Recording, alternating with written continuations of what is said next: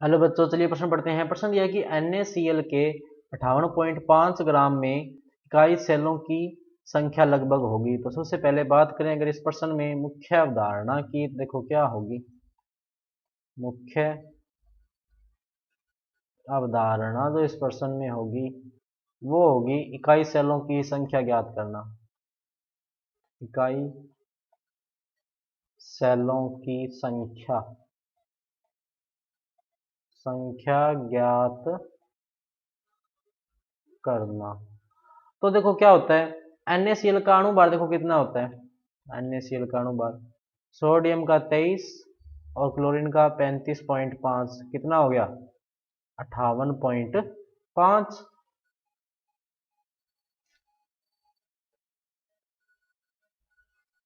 तो मोलों की संख्या कितनी हो जाएगी यहां से, मोलों की संख्या कितनी हो गई, ग्राम बटे अणु भार, ग्राम में मात्रा कितनी दी हुई है 58.5 बटे अणु भार भी कितना है 58.5 यानी 1। अब ये जो मोलों की संख्या आई है वो तो किसकी आई है, NaCl की आई है। तो अब अपने को क्या चाहिए, इकाई सेल में चाहिए। तो अपने को पता है इकाई सेल में Na प्लस व Cl माइनस की संख्या कितनी होती है, 4 इसकी होती है और 4 इसकी होती है।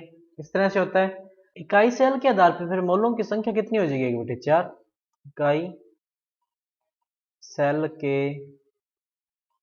आधार पर मोलों की संख्या कितनी हो जाएगी, देखो 1/4। वैसे तो अपने मोलों की संख्या एक निकाली है, लेकिन एक जो इकाई होती है, इकाई सेल जो होता है उसमें कितने Na प्लस और Cl माइनस होते हैं, 4 होते हैं। तो इसके आधार पर इकाई सेल के मोलों की संख्या कितनी हो जाएगी, 1/4 हो जाएगी। अब देखो इकाई सेलों की संख्या कितनी होगी, इकाई सेलों की संख्या ये कितनी हो जाएगी, अपने अभी जो मोलों की संख्या निकली थी 1/4 इंटू अवगाद्रो संख्या Na। तो कितना हो जाएगा 1/4 इंटू 6.023 इंटू 10 की पावर 23। तो ये कितना आ जाएगा लगभग 1.5 इंटू 10 की पावर 23। तो सही विकल्प क्या हो जाएगा, विकल्प नंबर बी।